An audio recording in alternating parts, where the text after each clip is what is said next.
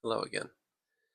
I haven't chatted about some games I'm playing in a while, so I thought I would do that tonight and let you guys, anyone watching, know what I've been playing lately. Um, so I think in my last video I talked about finishing Atelier Yumiya, which was fantastic. I enjoyed the game very thoroughly, and since then I have started playing Clair Obscur Expedition 33. That's the main game I want to probably talk about tonight. And this is going to be mostly my, I guess, early impressions of the game. I'm in Act 1. I've played the game for 15 to 16 hours now, and I have some mixed feelings on it. Maybe unpopular opinion. I'll start off by saying I think that this game might have been a little overhyped for me. And what I mean by that is that I had no real knowledge of this game. I wasn't really excited about it.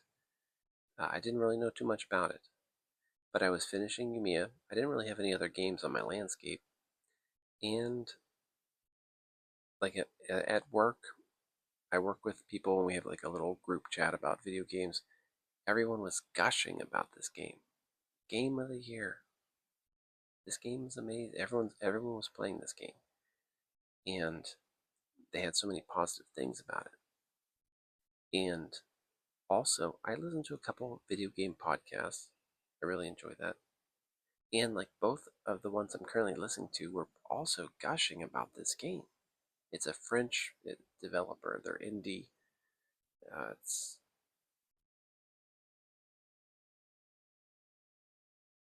sorry, I'm hearing some weird sounds. But so everyone was gushing about this game a lot, and so I was like, "That's perfect. I'm looking for a game to play. Everyone says this game is great. It's an RPG." So I went ahead and picked it up, and I've been playing it for, like I said, about 15 hours, and I just have mixed feelings. I feel like it's a good game. Is it game of the year? So far, I would say definitely not for me. Perhaps for you if you're playing it. And again, it's a good game. The game does a lot of things right. It's very original. The story's unique. The world's unique. I like all that. The battle system is unique, but I'm finding it very frustrating too. So, just some of the things I wanted to talk about regarding this game.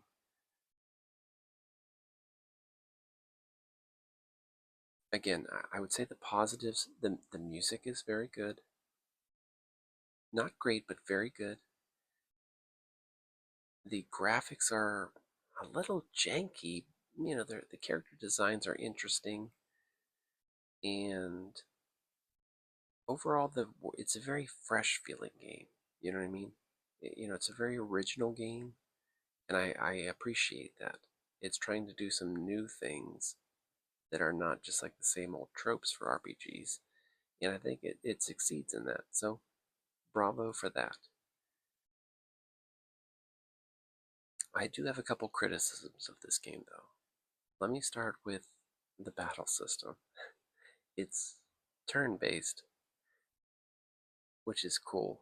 I like turn-based RPGs from time to time. But the parry dodge thing, oh my god. Every time an enemy attacks you, you have to like either dodge or parry their attack in some form or fashion.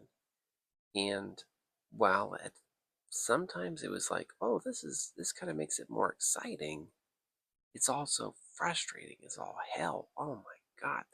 It's Dark Souls, the turn-based RPG. It's so bizarre.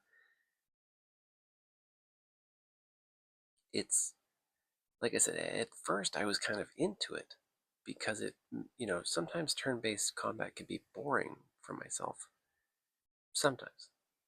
But this added element of like, oh, you gotta like dodge or parry it, like, right on time. And when you do it successfully, it feels great. But doing it like in every single battle. And it seems like every new enemy they introduce, the timing of their attacks is just annoyingly trying to make it difficult for you. It's hard, it's difficult, and doing it over and over again, it's becoming unfun a little bit. Again, I might be in the minority on this because everyone else appears to love it a lot. And I think it is kind of a cool mechanic, but it's just done. Oh, it's like overly done. It's overly hard. I don't know. It's starting to become frustrating for me. So I don't know. I'm going to keep with it. The story is interesting. Another criticism. What was the other criticism I want to talk about this game? The other main thing was the map, the mini map. There was this one podcast I listened to had a whole thing about mini maps in this game and stuff. This game has no real mini map at all. And they did that intentionally. Okay, it's a design choice.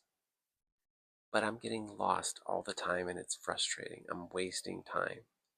I'll play for a couple hours, turn the game off, I come back the next day, I run the wrong direction for like 5-10 minutes and it's like, oops, there there should be some kind of a direction hint.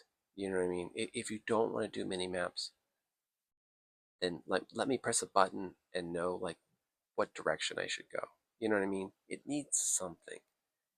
I have felt like I've wasted a lot of time playing this game. And and it's a fine line because I understand not having mini maps, you're paying attention more, you're exploring more. So I understand that aspect of it, and that's cool. But at the same time, I'm wasting a lot of my gamer time being lost, and that's frustrating. So it's a fine line. It's kind of crossing into, again, the combat's becoming a little unfun, and the getting lost all the time is becoming unfun. So this game, like I said, I want to like it. It's got a lot going for it, but there's some choices in it that's starting to make me very frustrated with it. So, and also, I'm in Act One. The story's had a couple big spikes, and it's spoiler free, so I won't get into it. It's had some really good twists to it, but I was playing it tonight. I was falling asleep.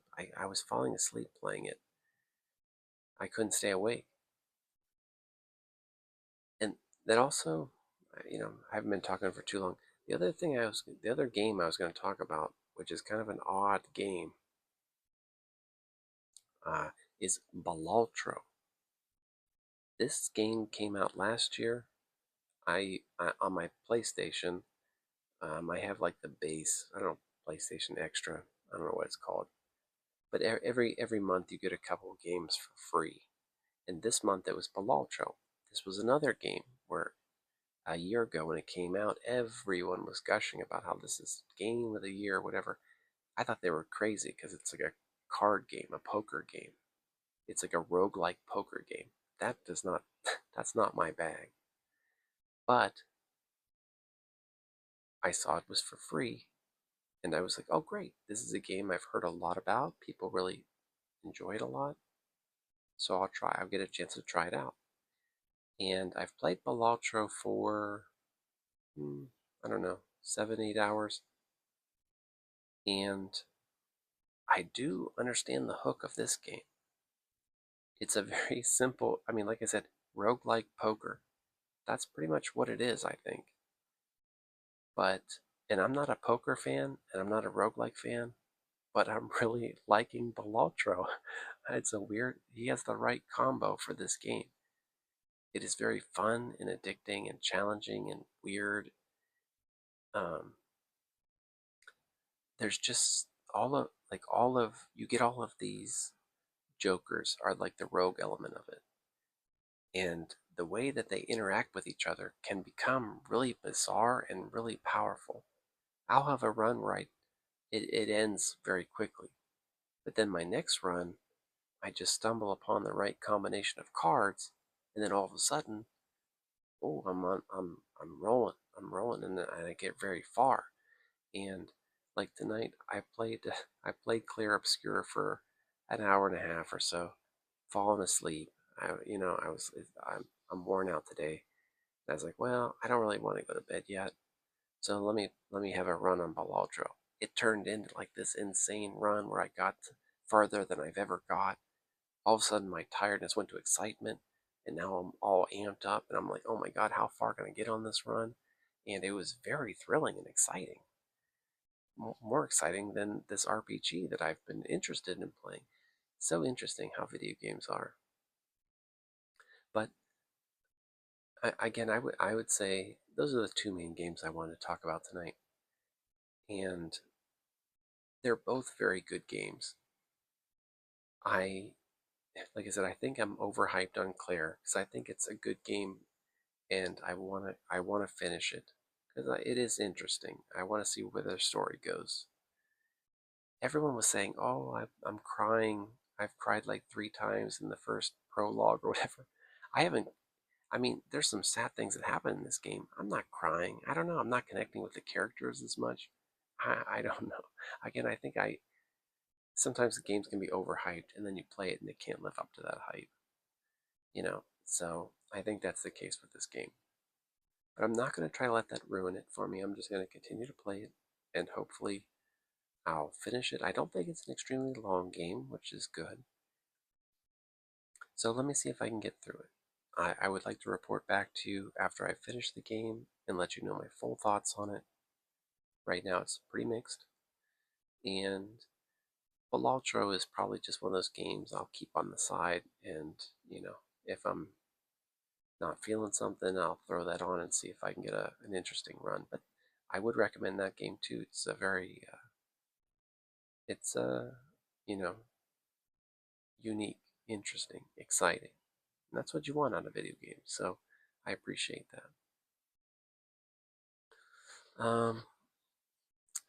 Other than that, I don't know. Didn't really have too much else to talk to the world about. I was thinking about um, the rest of my gaming this year. I don't know. I don't really have a ton of games I'm like super excited about. I have some games in my backlog I would maybe play. And like I said, I'm kind of toying around with Balatro and some things. Um, but I don't know. I don't have a. I'm there's not a ton of. Maybe I need to go through it and see the rest of the games that are coming out this year. The Switch 2 is cool, but I'm not going to get a Switch 2. There's not really any Nintendo games I'm super excited about. I don't know. If you're into RPGs, are there any RPGs that you're looking forward to the rest of the year? Maybe I'm not aware of it yet. I don't know. Um, we'll see what happens. But yeah, just wanted to check in tonight and share what I'm playing. So I'll call it for now. If you're still watching, thank you very much. I hope you're having a great night, and I'll see you next time. Take care.